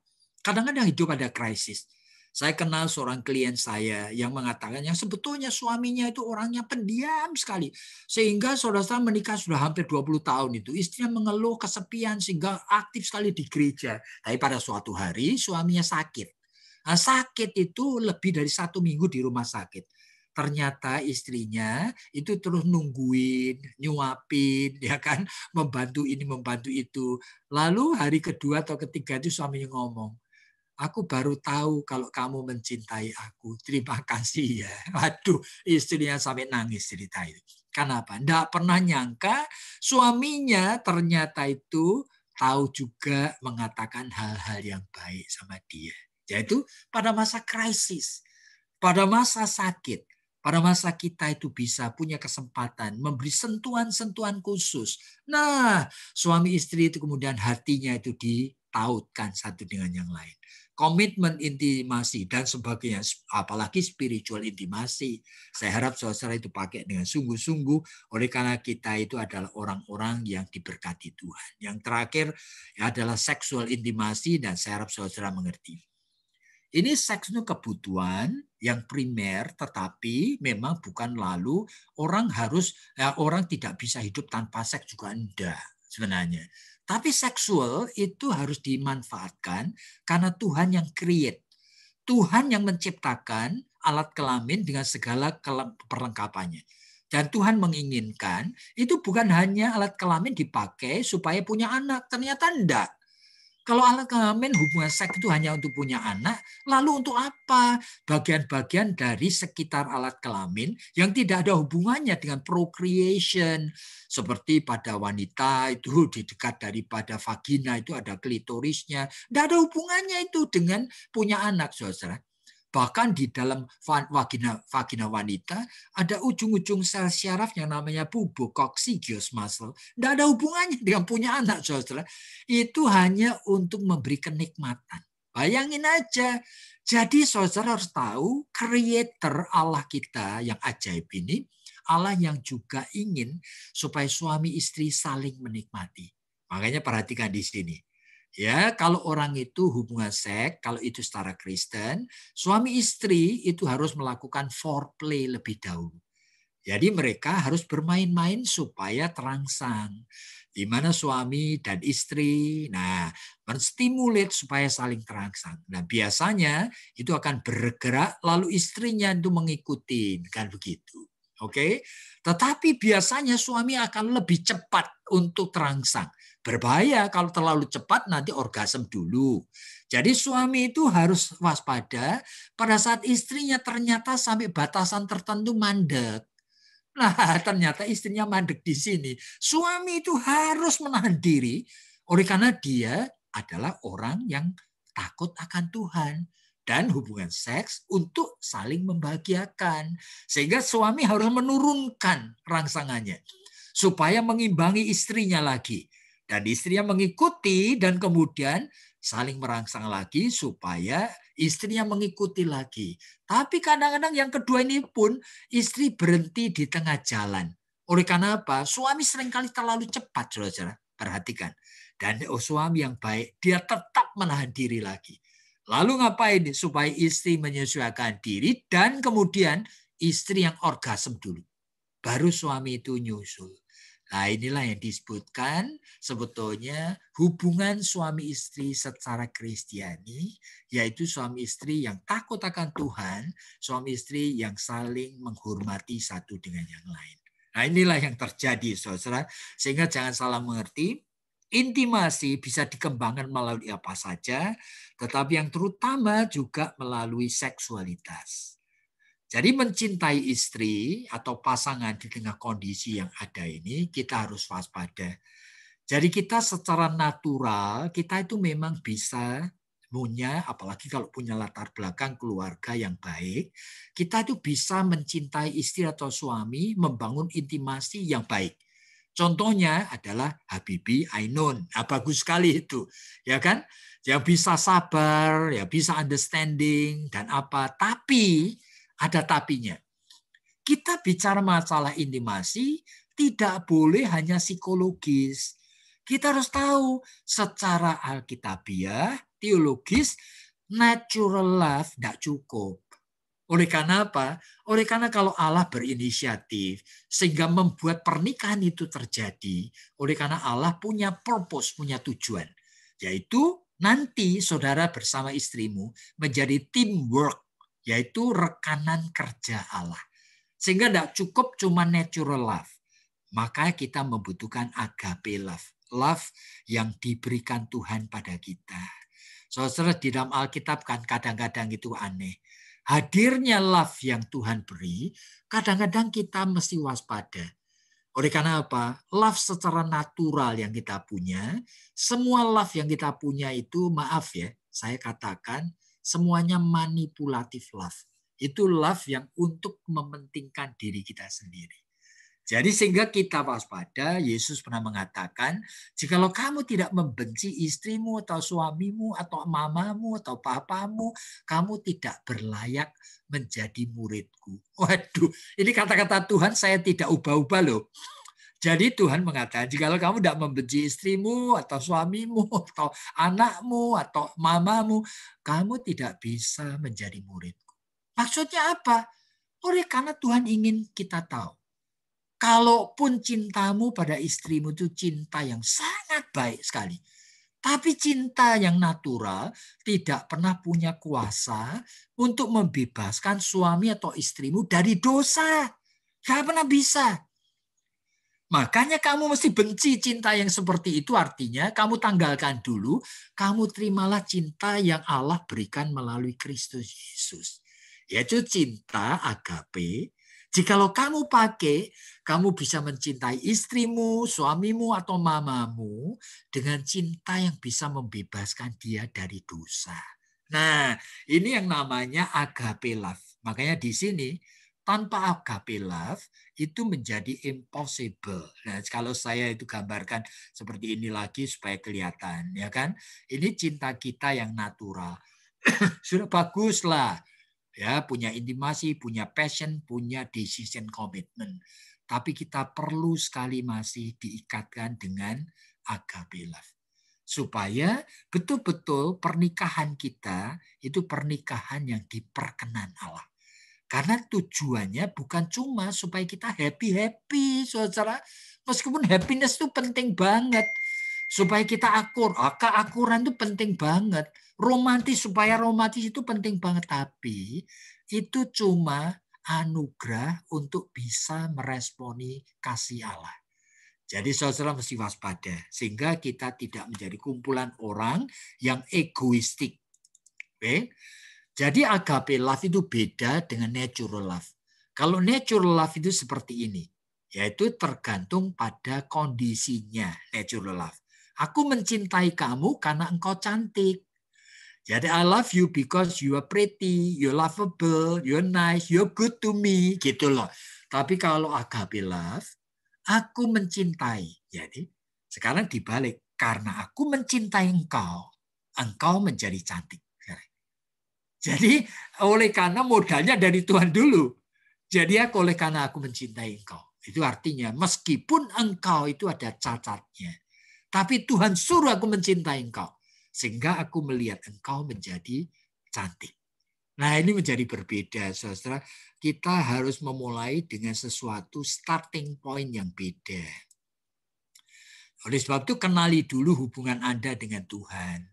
Oleh karena apa? Tanpa pertolongan Tuhan, maka ceramah seperti ini itu hanya menjadi ceramah psikologis. Makanya perlu sekali kita ingat bagaimana sebetulnya kita bisa memiliki level iman yang tadi saya jelaskan. Minimal individuatif reflektif. Itu artinya iman yang sudah ingin mengenal Tuhan secara pribadi. Nah untuk itu, kita ingat, dari banyak ayat Alkitab, ada satu ayat yang Paulus tulis yang barangkali saya bisa jelaskan. Tuhan mengatakan kalimat ini dalam Efesus 2 ayatnya yang ke-8. Kalimatnya Paulus menarik. Karena kasih karunia, kamu diselamatkan. Tapi tidak titik. Jadi karena kasih karunia, kamu diselamatkan oleh iman. Jadi apa ini? Kasih karunia itu kelahiran baru. Kasih karunia itu keselamatan yang dianugerahkan. Tapi kok Paulus menurutnya begitu. Jadi kamu memang diselamatkan karena kasih karunia. Ya betul toh. Tapi, ada tambahnya. Oleh iman. Kenapa begitu? Oleh karena Paulus tahu. Kasih karunia yang atau keselamatan atau kelahiran baru yang Tuhan anugerahkan. Manusia sebetulnya tidak bisa lihat, tidak bisa raba, tidak bisa rasakan. Tidak ngerti. Betul dia sudah terima atau tidak. Makanya Tuhan memberi anugerah yang kedua. Anugerah kedua yang namanya iman. Nah, iman itu akan menolong orang Kristen untuk bisa memakai semua bagian yang ada di dalam tubuh darah dagingnya menjadi spiritual means, sarana rohani. Kalau dipakai, maka saudara akan mengalami sungguh-sungguh saudara dan saya betul-betul sudah diselamatkan. Misalnya apa? Misalnya ya, spiritual means itu antara lain satu dari 100 spiritual means misalnya. Yesus kan mengatakan, jikalau kamu tidak menjadi seperti anak kecil, kamu tidak bisa masuk kerajaan surga. Nah, spiritual means itu artinya kamu menjadi seperti anak kecil. Gimana? Lo bisa? Pasti bisa. Nah, contohnya Mazmur 131. Itu Daud sampai ngomong, Tuhan, aku tidak mau menjadi orang yang sombong, yang selalu berpikir yang tinggi-tinggi, Tuhan. Aku ingin menjadi seperti anak kecil yang baru disapih, yang duduk di bawah kaki mamahnya. Bayangkan, itu ada dalam Mazmur 131. Itu berarti Daud tahu untuk diperkenan Tuhan, dia bisa membuat jiwanya seperti anak kecil. Yang apa? Yang dengan tulus itu takut, ya kan, kehilangan atau takut kalau jauh dari mamanya. Nah, bisa, pasti bisa. Jangan Tuhan mengatakan dalam Yesaya kan, aku adalah Allah bersemayam di tempat maha tinggi, tapi aku juga diam dalam hati orang yang broken spirit and contrite heart, yang remuk hatinya dan patah hatinya. Loh, apa maksudnya? Kita bisa mengalami keselamatan itu jikalau kita membuat diri kita ini seperti orang yang hatinya remuk dan patah. Iya, bisa. Tuhan, aku ini tidak berlayak. Yuk ikut kebaktian. Yuk bisa ngomong pada Tuhan. Tuhan, ini adalah kebaktian rutin, tapi aku tahu menghadap hadirat-Mu, aku tidak mungkin mengalami kesucian-Mu tanpa hatiku broken and contrite heart. Jadi tolong beriku keperasaan aku tidak berlayak, Tuhan. Nah, itu yang disebutkan pemazmur dan kalimat, hai jiwaku, ujilah Tuhan, pujilah namanya yang kudus segenap hatiku. Bahkan pemazmur minta supaya dari mulutnya dia bisa nyanyikan nyanyian baru kepada Tuhan. Jadi puluhan mungkin ratusan spiritual means disediakan Tuhan. Jikalau saudara pakai, saudara boleh dan bisa mengalami. Saudara betul sudah diselamatkan. Dan dengan pengalaman seperti itulah, saudara sekarang menghadapi persoalan apa saja dalam hubungan suami istri, saudara pasti nanti merasakan saudara tidak sendiri. Sehingga saudara mau bertengkar sama istri, mau marah sekali, nanti Tuhan akan berbisik sesuatu kepadamu. Pasti. Oleh karena you tidak lagi dibiarkan sendiri. Pengalaman kehadiran Tuhan nanti kamu akan alami. Sehingga tidak ada yang mustahil. Setiap suami istri bisa membangun intimasi yang makin lama makin memuliakan nama Tuhan. Nah, inilah saja apa yang saya berikan di dalam sharing pada siang hari ini. Sekarang saya kembalikan kepada panitia dan mungkin ada pertanyaan. Silakan. Okay. Thank you, terima kasih Pak Yakub, jelas banget. Jujur Pak, jadi orang tua deg-degan juga nih Pak. Oh, iya. Mempersiapkan generasi berikutnya Pak di tengah-tengah zaman. Pasti tantangannya beda ya Pak ya. Semakin kompleks. Oke, rekan-rekan silakan jika ada pertanyaan. Kalau saya lihat di kolom chat nggak ada, mungkin mau langsung boleh. Silakan di ini aja, di unmute aja. Kalau ada, kalau nggak ada nggak apa-apa toh. Iya. Jadi selesai ya Pak. Berarti artinya sangat jelas dan jelas banget gitu ya Pak. Tinggal kita praktekkan ya Pak Yakub ya. Ya. Oke. Saya tunggu sebentar lagi. Mungkin ada yang mau bertanya. Pak Baktiar, ini sepertinya sering ada satu pertanyaan menarik mungkin. Ditodong Pak Baktiar. Saya mau nanya karena boleh? Rekan, Pak. Ya, ini ada yang mau nanya. Silakan. Tadi Pak Yakub ada menjelaskan life structure seseorang itu perlu diperhatikan ya Pak ya. Ya. Nah, kadangkala sebelum menikah kita tidak memahami kondisi life structure pasangan kita gitu. Nah, bagaimana saran Bapak khususnya bagi yang akan menikah ataupun yang sudah terlanjur menikah baru ngeh, waduh pasangan gua kok kayak gini gitu. Bagaimana Pak saran Bapak? Karena sebetulnya setiap orang mau menikah adalah orang dewasa yang mempunyai persiapan dan pertimbangan.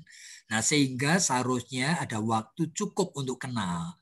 Nah, waktu cukup untuk kenal itu tidak dihitung dengan lamanya, tapi dengan banyaknya pengalaman bersama dia. Ya, jadi kalau orang itu misalnya pacaran 1 tahun saja, tapi dalam 1 minggu bisa 2-3 kali ketemu, tapi ketemu kan bisa kadang-kadang makan, kadang-kadang perlu melihat pergi ngantri bensin, kadang-kadang pergi ke mall. Nah, berbagai pengalaman itu akan reveal menunjukkan siapa orang ini. Biasanya seperti itu. Nah, melalui itulah nanti ada bahan untuk dibicarakan. Nah, ternyata kalau dia keras kepala, tidak bisa ditegur dan sebagainya, itu Tuhan sudah memberikan warning. Ini loh, calon suamimu atau calon istrimu, ini orang keras kepala, kamu bisa enggak? Ya, kalau itu masih tolerable, berarti you ternyata ada pribadi yang bisa tidak memasalahkan hal begitu, ya silahkan. Tapi kalau kamu adalah orang yang too sensitif, ya tuh, barangkali kamu akan banyak bertengkar nanti. Yaitu Tuhan sudah memberi warning. Cuma Tuhan memberi warning itu Tuhan tidak pernah ambil alih loh. Tuhan cuma memberikan peringatan. You mau nekat tetap melangkah juga bisa. Akhirnya begitu. Oke? Ya. Kalau yang kita sudah menikah dan baru itu memahami. Kalau seperti itu, kalau ternyata mengganggu fungsi hidup primer. Fungsi hidup primer itu sampai kalau ngomong nggak bisa, ya kan, bertengkar. Lalu sampai nggak bisa tidur, sampai ingin minggat pulang ke rumah orang tua, itu mengganggu fungsi hidup primer. Kalau mengganggu fungsi hidup primer, terpaksa harus konseling. Tapi kalau belum, ya sebetulnya kalian sendiri sebetulnya bisa tanda petik belajar untuk misalnya mulai tahapan. Ayo kita itu mulai dengan berani jujur. Misalnya seminggu sekali kita rapat yuk. Loh, rapat apa? Rapat keluarga suami istri. Untuk apa? Nah, rapat itu artinya ada waktu omong-omong tapi janji. Saya ngomong terus terang tapi kamu tidak boleh marah dan tidak boleh bantah. Mau enggak? Nah itu aja. Nah itu diizinkan istri ngomong 1 jam atau setengah jam. Ya setelah 1 minggu ini, menurut kamu aku suami yang bagaimana? Ya kamu ngomonglah. Tapi ingat, tidak boleh marah, tidak boleh bantah. Ya sudah, nanti akan lihat. Nah ini mulai sudah ada keterbukaan, itu permulaan memperbaiki diri. Baru tahapannya adalah bagaimana kalau kita itu ada waktu untuk jujur di hadapan Tuhan. Ngomong sekarang. Tapi yang ngomong, saya bukan doain kamu. Saya doa untuk diri saya sendiri. Kamu dengar.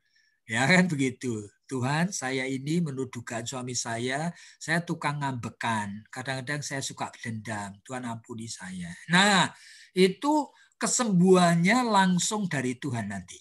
Luar biasa. Cuma mau apa enggak gitu loh. Kadang-kadang suami istri diajak begitu aja enggak mau. Ini. Oke. Ya, Thank you. Ya, makasih Pak. Ya, semoga terjawab ya. Ini ada di kolom chat ya, Pak Yakub, ada satu pertanyaan. Pak mau nanya, bagaimana kita sebagai orang tua dapat mengetahui kesiapan anak kita maupun pasangannya jika nanti akan menikah? Apakah bahan penilaian dapat menjadi pegangan bagi kami orang tua untuk dapat menilai kesiapan anak untuk menikah di kemudian hari, Pak? Gitu. Sebetulnya orang tua itu mestinya tahu anaknya loh. Nah, anak yang mau menikah seharusnya menunjukkan kedewasaannya. Nah, kedewasaan dan kematangan kepribadiannya. Di mana misalnya aja dia tuh tidak usah disuruh, dia sudah bisa melakukan tanggung jawabnya. Nah, itu berarti dia memang sudah punya sikap dewasa yang independen, bisa self support. Dia tahu mengatur keuangan yang diberikan orang tuanya, sehingga bukan pemboros, bukan terus-menerus cuma minta, tetapi seringkali mengatakan jangan kasih dulu, yang kemarin masih ada. Bahkan ya dia seringkali memberikan sesuatu sikap surprise yang membuat orang tuanya itu senang. Misalnya ya kan, oh lewat jalan apa dia tiba-tiba kok lihat orang jual cakwe atau apa, dia beli lalu mengatakan, "Pak, aku beli cakwe ini, aku tahu kamu doyanannya cakwe." Waduh. Nah ini orang anak dewasa itu biasanya peka begini-begini. Oke, dan kemudian dia tahu mengatur. Orang pacaran, dia bawa pacarnya ke rumah, kenapa ngomong-ngomongnya di dalam kamar? Ya dia kurang peka itu. Tapi kalau dia dewasa, dia peka. Tidak semestinya masih pacaran itu di dalam kamar. Gitu. Ditegur juga dia itu tidak marah. Nah itu berarti kedewasaan sudah ada. Biasanya melalui tanggung jawab yang primer, itu kita sudah bisa mengukur sih Bu. Misalnya kalau dia kuliah, dia apa, dia itu tidak usah dipaksa, dia bertanggung jawab. Meskipun tidak nilainya lalu harus stretch A dan ranking, enggak, tapi semua tugasnya itu tidak diabaikan. Ya itu aja. Oke, dan masih bisa diajak ngomong dengan nalar yang baik. Itu kalau anak yang tidak siap nanti menikah, ngomong itu, waduh, enggak enak. Jadi sama orang tua kurang ajar, itu berarti enggak siap deh.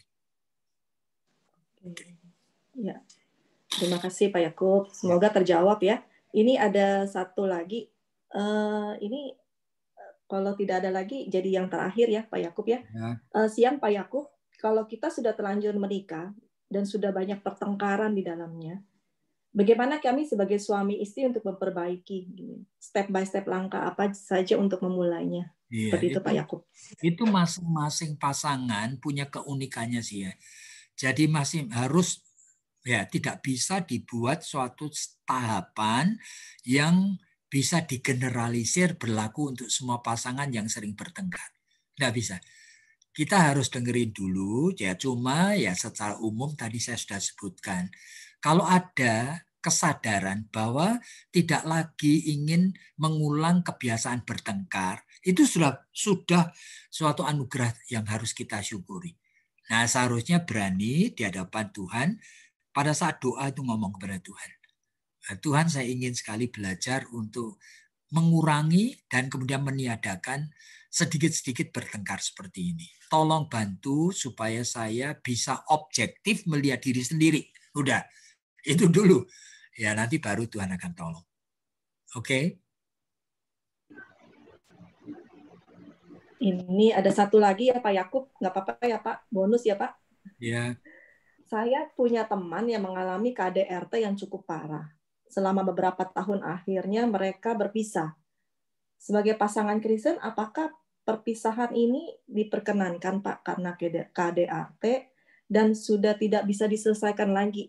Ini gimana nih Pak Yakub? Cukup dalam ini. Itu kan berarti kan sudah pada tahapan melibatkan orang luar, keluarga, sampai mungkin melibatkan aparat dari negara. Nah itu menjadi kompleks sekali, saudara. Tapi pada saat kita menghadapi pasangan KDRT, itu kita harus tahu aja. Yang pertama, apakah itu memang merupakan sesuatu kebiasaan? Berarti ada tanda-tanda orang dengan kelainan seperti misalnya neurotik. Jadi neurotism itu ketidakmampuan mengontrol emosinya sendiri. Nah, nanti kalau sudah mukul, dia kemudian baru nyesel. Nah itu sudah ada gejala seperti itu. Berarti kan seharusnya dia ketemu dengan clinical psychologist atau counselor untuk belajar menyelesaikannya. Itu dulu. Tapi kalau ternyata tidak bisa dan dia sudah melakukannya bukan cuma sekedar mukul, dia sudah mulai ngambil barang seperti apa untuk mukul, waduh, ini sudah warning berbahaya sekali. Karena nanti pada saat khilaf dia bisa bunuh orang. Nah, berarti kalau sudah sampai ada gejala seperti itu, lebih baik ya pisah tempat tinggal.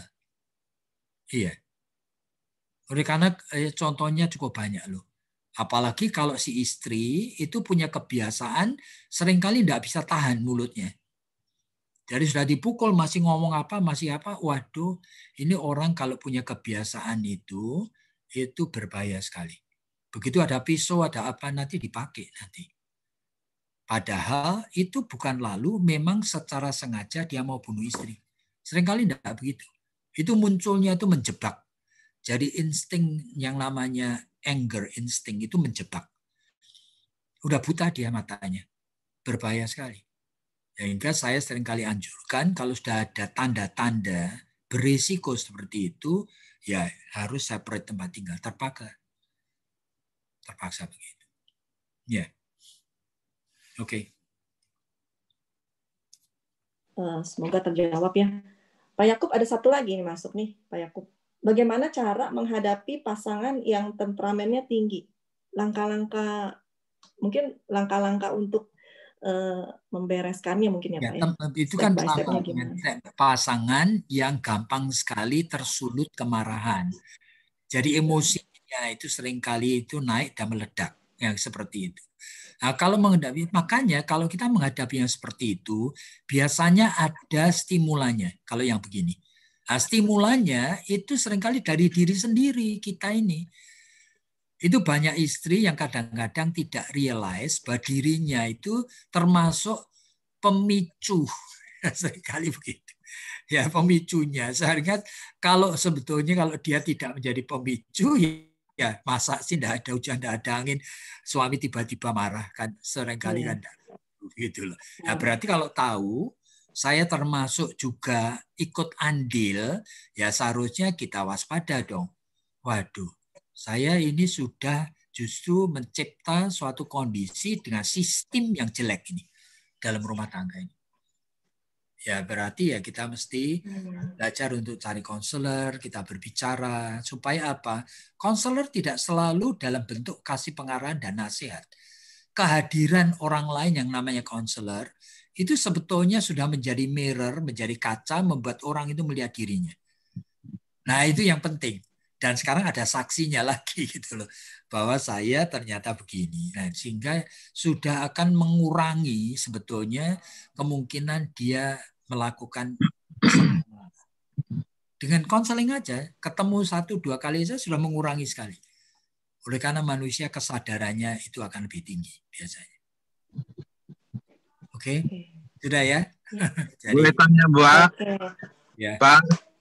Oh, iya. Ya, ada yang mau nanya? Silakan. Saya Yunus Tan mau tanya satu pertanyaan. Oh, ya, Pak Yunus. Oke, silakan kok. Ya, saya punya tetangga.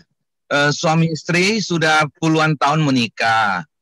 Dan setiap kali, kalau tadi Bapak sebut ada kelainan jiwa, benar, saya lihat suaminya ada kelainan jiwa. Jikalau itunya kambuh, istrinya dipukul sampai mukanya bengkak. Nah, sepertinya memang sih kita nggak bisa bantu apa-apa karena dia di luar Tuhan. Tetapi anaknya, cewek, dua-duanya itu pernah membawa pacarnya datang ke rumah, tapi satu kali dia melihat peristiwa kelakuan bapaknya itu. Kemudian secara tidak langsung menjadi takut kali ya, padahal dia orang Kristen anaknya itu, dan pacarnya juga orang Kristen. Dan setelah itu dia nggak berani lagi berteman dengan ceweknya, anaknya itu. Nah, yang saya ingin tanya, yang ingin saya tanyakan, anak itu yang harus ditolong itu bagaimana caranya itu? Karena orang tuanya sih udah sepertinya udah akut itu, Pak. Iya. Itu hanya pertanyaan saya, Pak. Iya, tapi intinya gini, Pak Yunus, segala sesuatu yang kita tidak bisa tolong atau selesaikan sendiri, itu berarti membutuhkan bantuan konselor. Jadi nanti ada aja sih Tuhan memberikan jalan keluar dengan wisdom apa ya kita belum tahu. Tapi perlu sekali untuk ketemu orang lain yang tanda petik lebih ngerti supaya dia dibekali dengan pemahaman baru mengenai apa yang terjadi, Pak. Ya, gitu. Oke. Ya. Ya. Oke. Thank you. Terima kasih, Pak. Pak Yakub.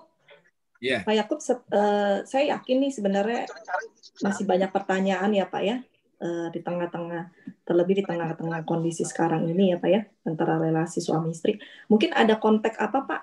Mungkin ada number berapa yang mungkin mereka bisa langsung tanya atau apa gitu Pak bisa Yakub? Tanya kepada Pak Elisa sama Bu Tuti itu kan tahu apa nomor WA saya. Bisa sih. Oke.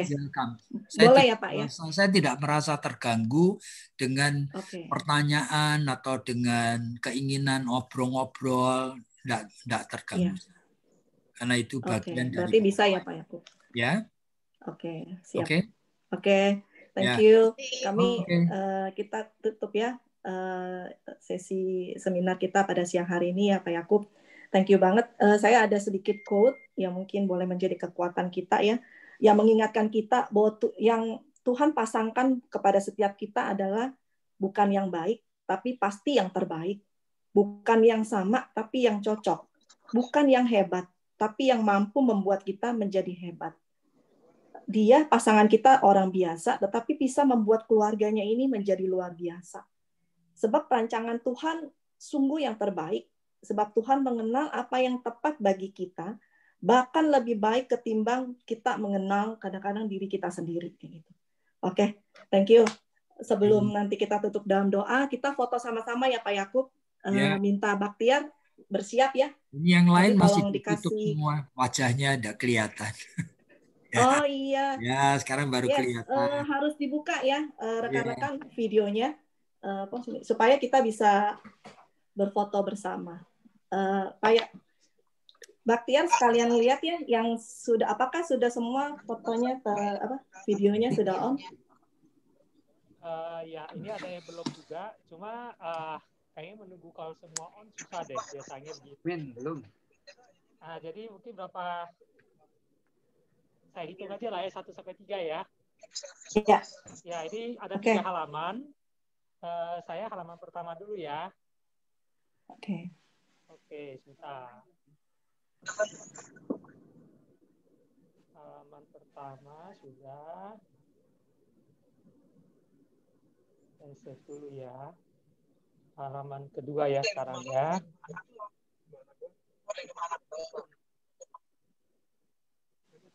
Bentar.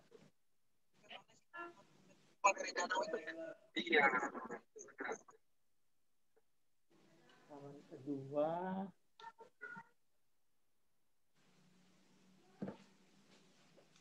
Oke.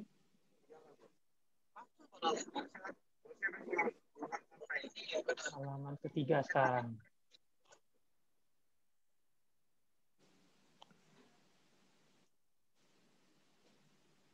Halaman ketiga. Oke, sudah. Oke. Thank you. Kita bersyukur sekali ya. Acara boleh berjalan dengan baik. Terima kasih Pak Yakub. Kita tutup dalam doa dulu ya. Makasih semuanya, makasih Erna. Dalam doa katanya. Kita doa dulu ya. Terima kasih Pak Yakub. Belum bubar, kita doa dulu ya. Iya. Oke, mari kita berdoa ya rekan-rekan sekalian, kita satukan hati, kita bersyukur kepada Tuhan. Bapa di dalam surga, kami sungguh bersyukur Tuhan pada siang hari ini. Kami kembali diingatkan ya Bapak, betapa pentingnya satu relasi yang terutama adalah bersama dengan-Mu Tuhan. Pengenalan demi pengenalan secara pribadi kami dengan Tuhan. Itu akan menolong setiap kami ya Bapak di dalam bahtera rumah tangga kami, untuk juga saling mengenal pasangan kami. Dan terlebih kami ya Tuhan, ketika Engkau mempercayakan kami anak-anak yang Tuhan, untuk kami bimbing mereka, untuk kehidupan mereka yang akan datang. Dan kami sebagai orang tua dipersiapkan juga ya Tuhan, bagaimana kami bisa menolong anak-anak kami ya Bapak ketika mereka dewasa dan mereka mulai kembali mendapatkan pasangan-pasangan dalam hidup mereka. Dan kami rindu Tuhan adalah pasangan-pasangan yang ilahi, dan punya juga pasti ada keturunan-keturunan ilahi yang berkenan kepadamu. Terima kasih, kami bersyukur ya Tuhan buat gerejamu yang boleh menyediakan wadah yang begitu bermanfaat buat setiap kami. Biarlah setiap kami boleh ditolong Tuhan, semakin dipersiapkan diri ya Bapa untuk menjadi murid-murid Kristus yang berkenan dan memuliakan nama-Mu. Terima kasih Tuhan buat siang hari ini, terima kasih buat hamba-Mu, Pendeta Yakub Susabda yang sudah menyabarkannya begitu jelas kepada setiap kami, dan kami boleh terus mengingatnya dan kami lakukan dalam hidup kami. Terima kasih Bapa, terpujilah nama-Mu, demi Yesus Kristus kami berdoa dan bersyukur. Amin. Menyerahkan kepada Pak Elisa.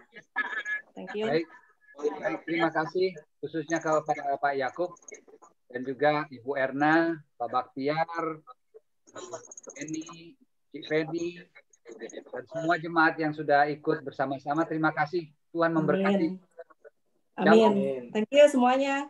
God bless. God bless. Thank you. Ya, thank you. Semoga. Thank you. Awal kena hujan. Ya. Udah. Udah.